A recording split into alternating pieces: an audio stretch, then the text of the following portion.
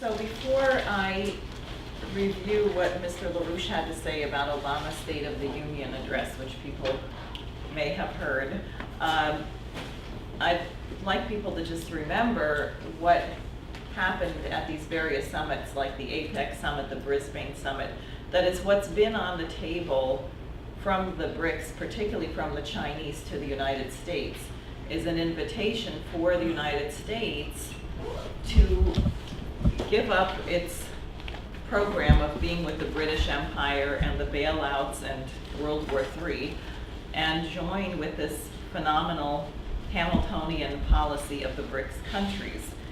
So remembering that, then think about Obama's State of the Union. How many people here saw his State of the Union address? It killed me, but I turned it on. Yeah, I know. Oh, yeah. I didn't want to watch it, and then when I didn't watch it, and then when I heard what LaRouche had to say about it, I said, well, I better at least watch 2 minutes. And it was actually worse than I even could have imagined. I mean, it was really bad. So what LaRouche said about it was that Obama's State of the Union address was clinically insane, filled with the most corrupt, rotten, foolish, idiotic statements.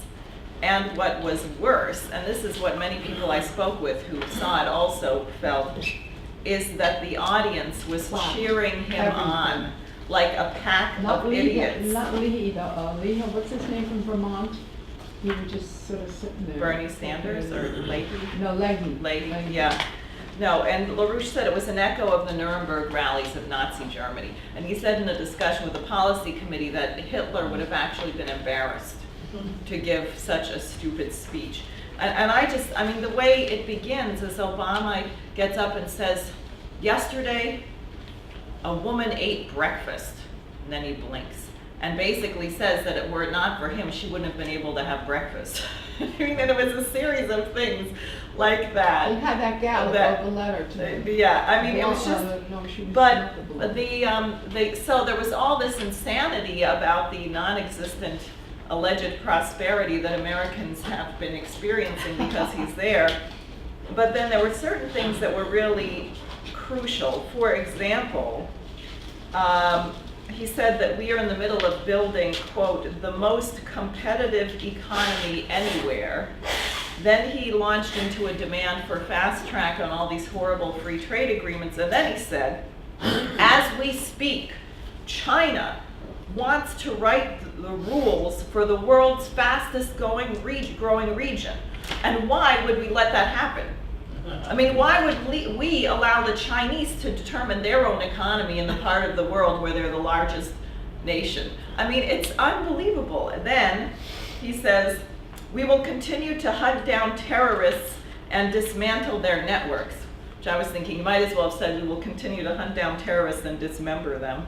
But anyway, and dismantle their networks, and we reserve the right to act unilaterally as we have done relentlessly since I took office, to take out terrorists who pose a direct threat to us and our allies. And you think about his alliance with the Saudis, who funded and orchestrated 9/11 and continue to be the main funder of terrorism today. Then he said, Syria. We're upholding the principle that bigger nations can't bully the small. We would never bully, of course. And we have opposed the Russian aggression, and we are supporting the democracy in Ukraine. Oh, boy. And then he says, today it is America that stands strong and united with our allies. What is our allies are Saudi Arabia and Qatar. I mean, that's about it. And Great Britain, yeah. So we're standing strong with these wonderful allies that we have. The Saudis, by the way, have beheaded 13 people this year already, just as a government policy, and I don't know how many people they've... That's right, they're flogging this guy till he's dead practically, and they stone people to death as a matter of routine, but that's carried out as official... Also beheadings. I just said that. Yeah. They carry this out as a matter of government policy, so therefore it doesn't constitute human rights violations because they're just public about it. So he said, today it is America that stands strong and united with our allies while Russia is isolated with its economy in tatters. And Now- smiled about it. Yeah, and That was Russia, shivering. meanwhile, is with the BRICS. Russia is trading with Brazil. I don't know if you remember when they first imposed these sanctions on Russia and Argentina announced what they were going to be trading with Russia, and it really made your mouth water because Argentina is an exporter of, you know, the best food imaginable. So they were shipping prime beef, olive oil, bread, so on, Fruit. and I think at one point the Argentines were saying they were even going to send chefs over Yeah. to Russia because their beef is such high quality that they want people to cook it the right way, right? So here's Obama railing about how Russia is isolated when they have befriended all of these nations, or the relationship between Putin and al-Sisi in Egypt. I mean, it just goes on, and that the United States has these wonderful allies. So the thing was completely delusional, but also wildly dangerous, and makes clear why it is that we are on the precipice to thermonuclear war with Russia, because our head of state is clinically insane. Now, the reality on this, the economy, we'll just start with that, and the people who were at our Wall Street rally know some of this, or who've been listening to the webcast. In the fourth quarter of last year, the major banks laid off 50,000 people. They posted their biggest losses in 8 decades. That's the Great Depression. Bank of America laid off 20,000 bankers. Citibank laid off 10,000. Chase laid off 10,000. Okay, this is the Great Recovery. Apparently, so far this year, every single week, we have had 300,000 new unemployment claims. So every week of this year, we've had 300,000 new people filing for unemployment. Every week? Every week, every week. This is the Great Recovery. Oh. Then they just had the League of, I think it's the League of Municipalities Convention, where most cities are reporting that they have an increase of 7% requests for emergency food over last year, and increases of 20 to 30% for housing. The mayor of Seattle just went to the Seattle City Council saying we need 3 more tent cities. We already have 6, but we can't house, we have no housing for the people who are homeless, so we need 3 more tent Because they cities. can't pay for rent. Right, so this is what Obama is saying about how our wonderful economy, while other nations are in tatters, it could not be, it is a bald-faced lie. Now what's happening is we are on the brink of a total blowout of the system. And if Glass-Steagall is not reinstated as a first step, which remember not only bankrupts the criminal blood-sucking speculators, but what Glass-Steagall does is it puts a firewall of protection up around the normal commercial banks. So if you want to keep any semblance of functioning while this giant monster of a bubble collapses, you need your commercial banks to be able to function. Because you want people to not lose their life savings.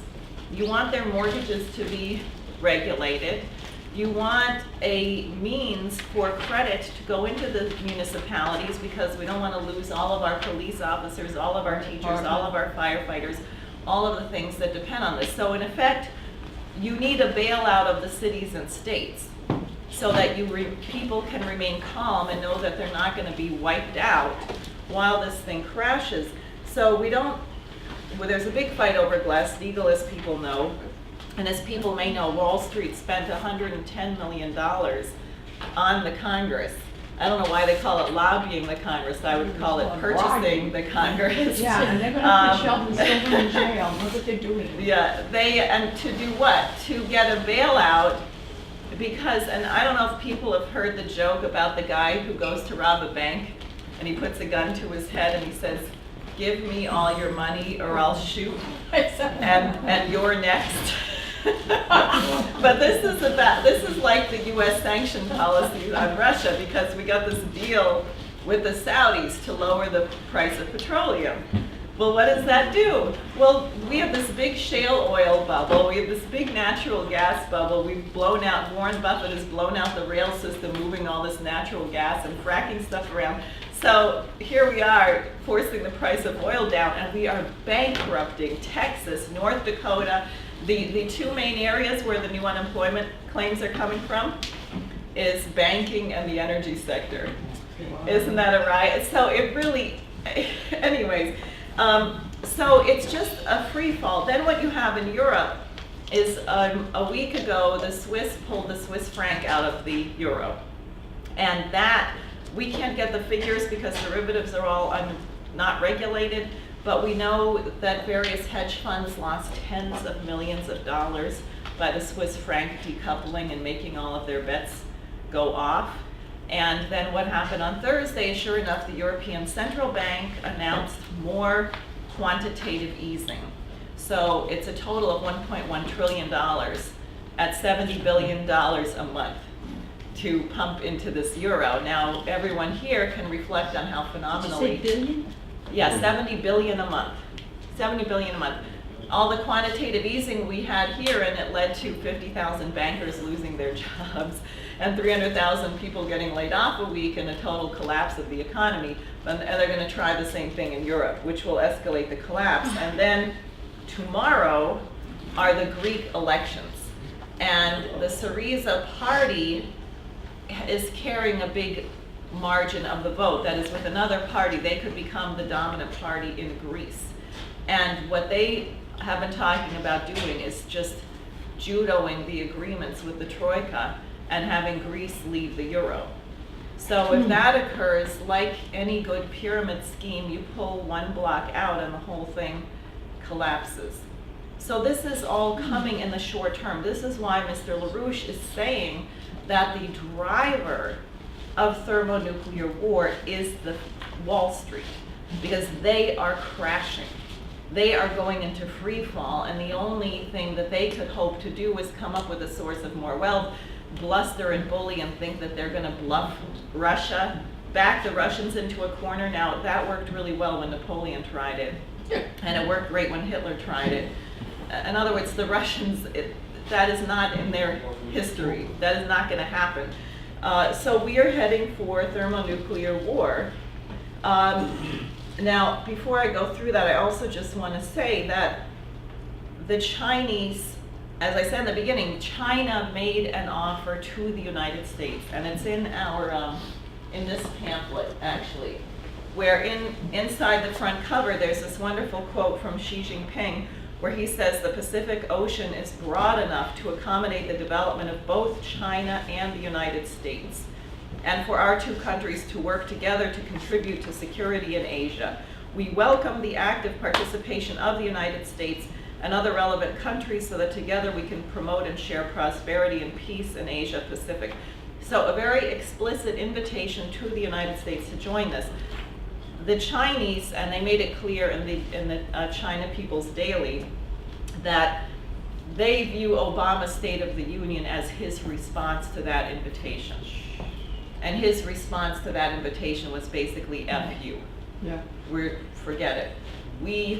And he doesn't even talk in terms of the United States. I mean, he's basically like, I have a right to dictate. We are not going to let the Chinese people, even though there's 1.2 billion of them or 1.4 billion of them, we are not going to let them determine policies in China or anywhere else. And right? Biden was glowing the whole time he Yeah. was speaking. No, that was clearly all staged.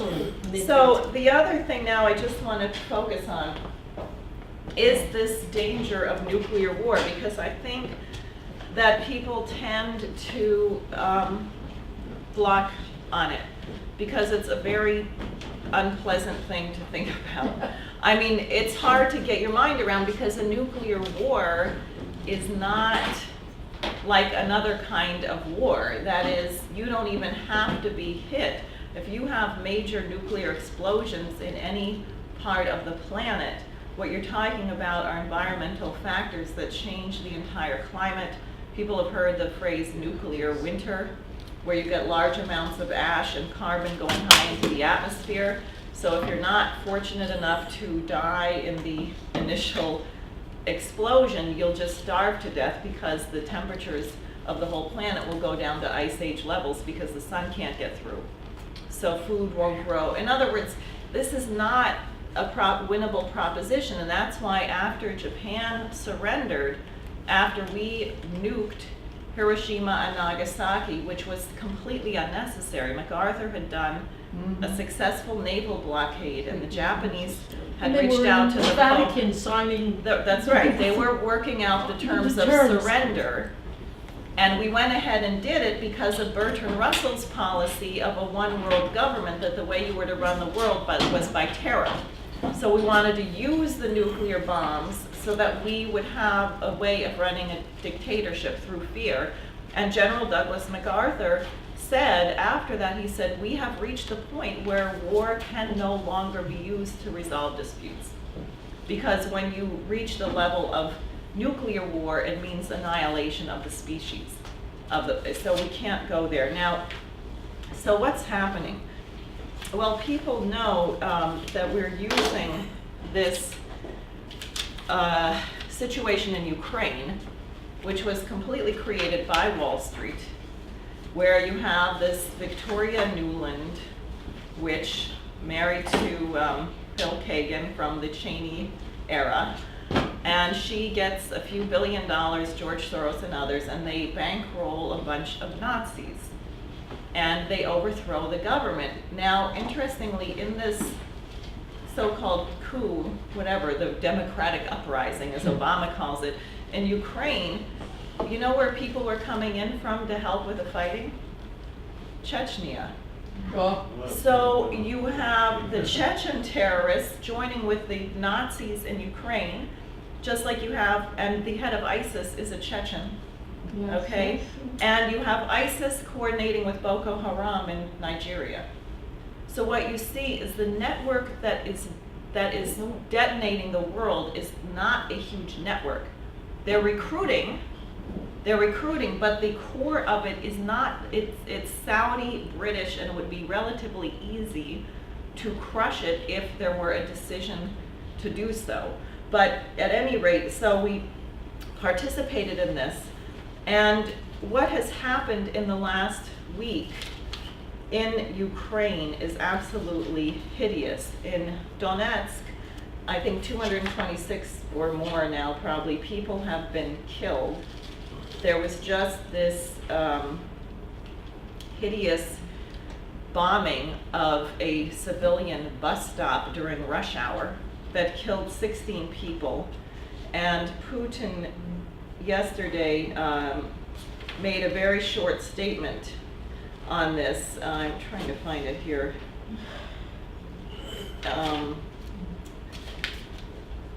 Yeah.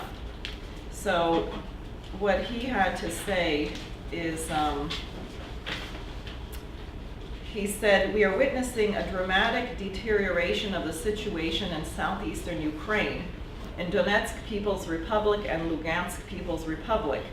In this connection, I would like to inform you again that a week ago on Thursday, I sent a letter to the President of Ukraine, a written proposal to withdraw heavy weapons and artillery and multiple rocket launchers to such a distance from which it would be impossible to fire at populated areas. Unfortunately, we received no clear answer to our proposal. In fact, we also saw the reverse action, namely the Kiev government has given an official order to launch large-scale combat operations along almost the entire perimeter of contact between the opposing sides. The result, dozens of dead and wounded, and not only among servicemen on both sides, but even more tragically, there's been a loss of life among the civilian population, including children, the elderly, and women. The artillery, multiple rocket launchers, and aircraft are firing indiscriminately directly at densely populated areas.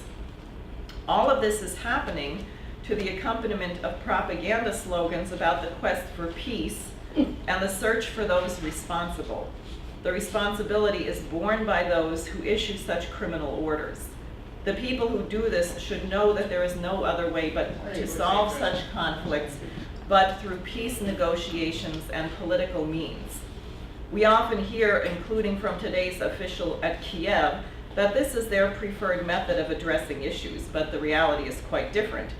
I hope that common sense will eventually triumph. I would like to call for a moment of silence to honor the victims, including those who died at a bus stop in Donetsk. Now, Obama, it was announced 2 days ago that the U.S. is sending troops to Ukraine What? to train not the Ukrainian army, but the Ukrainian National Guard, which is where you have the bulk of the Nazis. the Svoboda Party, the people, some of the uniforms still have swastikas on them, How come the Jews are actually. so quiet about this So, stuff? well, there's some stuff In this breaking. country, usually, you know, I'm at the JCC, they look at me like, duh. I said, well, how come? I thought it was bad that the Christian church and the Pope did not call for that Carmelite nun to come and talk to her, Right. to him. The Christians like, wow, it's a Christian, that never went on when Assad was there. Right, no, And this now is- we have this now with the Jews, and the rabbis were telling them, get out now, because Yeah. the Russians are going, and you get out and leave. Is No, that- we just, actually yesterday, we met a couple in the field from Kiev Uh-huh. who were too terrified to leave their information, but they contributed. And Really? they They were said, too terrified? they said, what is it with Victoria Newland? She's part Jewish. She was over there handing out cookies It's and. part Jewish. I know, so is Soros. It's part Jewish. Yeah, I know. They're all Right. Jewish. Anyway. Kolomoisky Jewish. Right, but here she was They're handing all out, Jews. They're not the Jews. they made, The Nazis. right, they Nazis, are you Nazi guys, Jews. Hitler was a Jew. They I said had a place this mother, woman Miss was Ross. handing out cupcakes and Twinkies to Nazis 4 miles away from a place where 300,000 Jews were killed. Right, and that's, so it's not that people don't know. Now, this has begun to get so alarming that a number of things have come out. First of all, this article, which was in The Nation last month, which I think is just really useful for people to take a look at. It's written by a guy named Theodore Postal, and he apparently worked in the Reagan administration, and his job was to analyze Moscow's anti-ballistic missile defense as the chief of naval operations in the early 80s. So he's a guy who knows nuclear weapons. Now, I think he's now at MIT. So the title of his article is How the Obama Administration Learned to Stop Worrying and Love the Bomb, for anyone who ever saw the movie Dr. Strangelove. And he says that when Obama was campaigning for president in 2008, he famously pledged to place nuclear disarmament at the center of his national security strategy, blah, blah, that Obama's going to reduce nuclear weapons. But what actually has occurred is that we are upgrading the nuclear weapons arsenal, and a recent federal study estimated the cost of this enterprise at $1 trillion. That is what we have spent. Now, what he says, and I think it's very important to get in mind how people think about this. Why does Lyndon LaRouche say if we had nuclear war, it'd be over in 90 minutes, for example?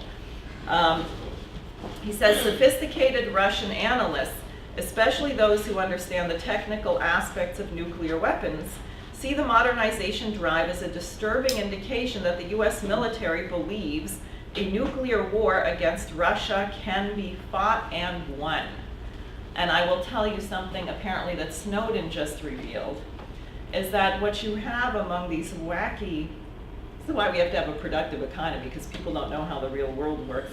Anyway, these wacky computer hackers, cyber warfare, or whatever experts, is they believe that they now have the ability to completely scramble and jam all of the Russian and Chinese signals so that we could prevent them by interfering with their communications. We could prevent them from being able to do a second strike. That's right. So therefore, we could win a nuclear war. And that is what you have. That is so dangerous that anyone thinks that there's such a thing as winning this. So he goes on to say that it was the Soviets' obsessive focus on improving their strike capacity that led Ronald Reagan to the same conclusion about his counterparts. Why did Reagan want the SDI? Because he was looking at the Soviet Union in the 80s and seeing that it looked like the Soviets thought that they could win a nuclear war. And he said, and I was analyzing Moscow's anti-ballistic missiles in the 80s when I was, such an advisor. So he said, these analysts on the Russian side will ask themselves, why are the Americans putting so much national treasure into systems that could not realistically be expected to work? Do U.S. military and political leaders actually believe that the upgraded systems could serve a useful military purpose?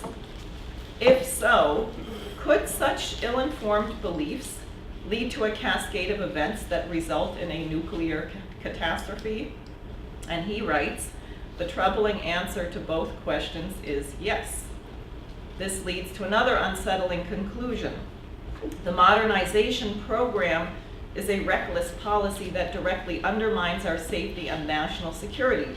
While no rational human being would ever launch nuclear missiles with forethought, the history of the Cold War is filled with examples of unforeseen events that could have led to their use in a crisis.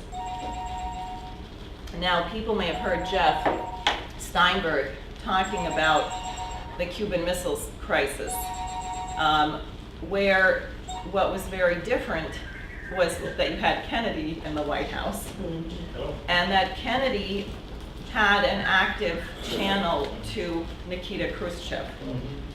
So that while all these other things were going on, both Kennedy and Khrushchev, who was not a wonderful, humanist or something, nonetheless, both of them actually recognized what would be the consequences of nuclear war, so that you had a means to create a solution.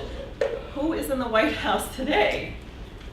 And so what would be our basis for avoiding a catastrophe, or even something based on a quote-unquote accident or miscalculation? And he said the first point to consider when evaluating the consequences of the U.S. nuclear weapons policy is that Russia has good reason to be worried. With a fully modernized arsenal, the formerly less capable nuclear warheads will be able to destroy Russian silo-based ICBMs with confidence. This would free up higher-yield nuclear warheads for other warfighting tasks, enabling the U.S. military to inflict greater damage on Russian command centers, fixed military facilities, and civilian industrial infrastructure. Russian analysts have already assessed this increasing nuclear threat, and Russian leaders have responded by delegating launch authority to lower levels of military leadership. This is why LaRouche said that Russia now has no choice. That is, if they think that we are going to launch, you may have heard his formulation from the Wall Street, that the U.S. will be obliterated before our missiles hit over there. That is, they will have to do a preemptive launch. They cannot wait for our missiles to land. And what they are doing already in response to our insanity is they are putting their ballistic missile systems on trains. So they're able to move them all around their territory so that we would not be able to obliterate them. Yeah. My question is, what is the purpose besides oil and these things that don't promise anything for the human evolution and civilization? When these people sit behind their desks, do they see the effect that their decision can make on multi-billion people in the world? Do they have a heart, or are they robots? Well, they are robots. Right? They are robots. No, if you think about the story of Zeus, and there's also Zeus versus Prometheus, but let's just take Zeus. I don't know if you ever had the misfortune to listen to an opera by Wagner. It's a really terrible thing. But anyways, there's the myth is called, this long opera called The Twilight of the Gods. And Zeus is of such a mindset that if Zeus cannot run the world his way, that he will destroy it. And he doesn't even care. Selfish. Yeah, and so obsessed that you don't even mind that you might destroy yourself. I get that you don't feeling care. from Obama. Well, Obama is Listening to like him, that. I thought, how can he, with what has happened in the past year, stand there as if everything's fine? I thought, where is the middle? Right. There's no But I think reality. in his case, he actually Right? is really Am I dumb. crazy? I mean, I think he doesn't even, he is a programmable, if you read Yeah. about what a malignant narcissist is, Okay. all he can think about is his ego, how he looks, and if a crisis makes him look better, which makes him a very perfect tool Uh-huh. for the interests who would do this. And also, don't forget the view that's been expressly stated by the Queen of England, Prince Philip, Al Gore, Obama science advisor, George Bush Sr. The world's overpopulated anyway, and really we should only have 1 billion people. So let's this kill is a good way to 5 get rid of billion them. people. Anyway, Yeah. so I think that you get the idea. There's more. I mean, there's really terrifying reports in here, and people may remember some of this. He says, and he makes the point that the danger of being really confident in how smart your weapons are and how accurate you can be is you say we don't have to be as careful because we know that our weapons are brilliant and accurate. So then people get sloppy, and you remember all this stuff on all these Air Force people who were cheating on their performance tests and so on. You might remember, I had a vague memory of this, in August 30th, 2007, 6 nuclear-armed cruise missiles were loaded onto a B-52 bomber without the knowledge of either the ground crew or the pilots, and flown across the United These States. are professional people, right? Yeah, now imagine if And then they it put crashed. 6 nuclear-armed cruise missiles were put on a plane and flown across the United States, and the pilots and the ground crew who loaded them didn't know what they were carrying. Wow. And that happened in 2007. I Right, so know. and then he describes another thing which is totally terrifying to me, where they accidentally programmed a practice tape into the command center, which told them that the Soviets had launched an attack.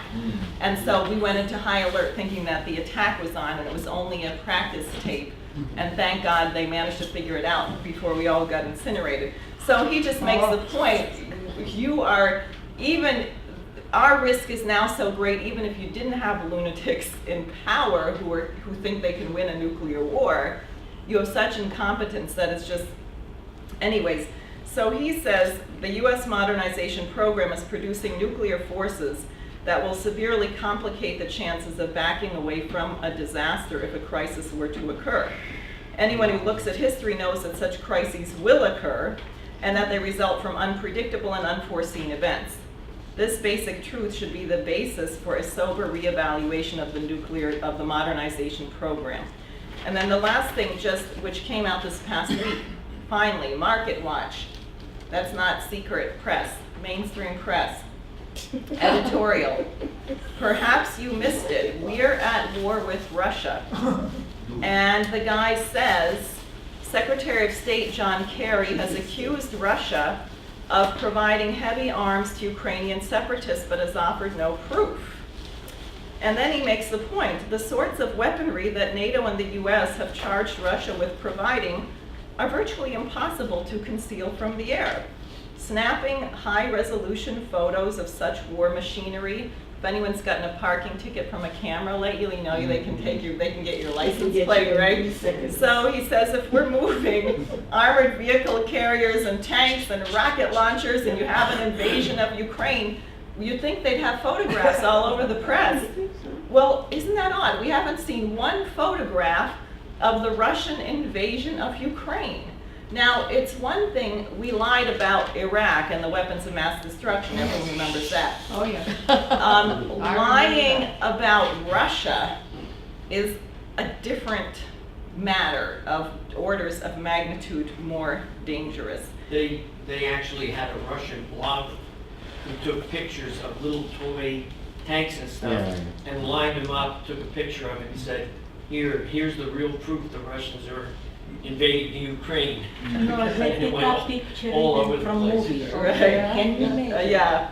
And then he also makes the point, people may remember this totally insane resolution 758 that they passed on December 4th, which accused Russia of having invaded Ukraine and denounced Putin. I mean, this is like the whole entire Congress voting for war with Russia, and I forget now This how was many. the Congress issued this, our The Congress? U.S. Congress, yes, passed this back in December, They won't pass and I it. forget, it was like 11 people voted against it. Only I'd like to 11. know who they are. The There are Congress is people- bought and paid for by Wall Street, and Wall Street is the one entity on this planet, along with the City of London, that wants this war, because that's how they think they can maintain the reorganization of their power while they have absolutely nothing and less than nothing. That's all it is. The interesting thing is the 11 congressmen who voted against this are all congressmen that we have worked with. Most of them are co-sponsors on the 28 pages, for example. So, you know, What about Elizabeth that's our Warren? effect. I don't remember what I she don't did know, on but that. she was standing there No, clapping. the entire New Jersey delegation voted for war with Russia. I'm sorry to say. But at any rate, I'm going to close because I think by your reaction, it's becoming clear where we are in I really history and appreciate what it, Diane. the danger You just told is. us. And what Lynn Speed is going to present is why our work in Manhattan, and Manhattan, crucially, what Marcel said about DC is exactly the case. And if you saw the State of the Union address, you know why we're not going to win the fight in DC, because these idiots will jump up and cheer Adolf Hitler announcing World War III. So we're not going to win the fight in DC, but we can win the fight for the nation from New York City. And that is the job of us and our organization here.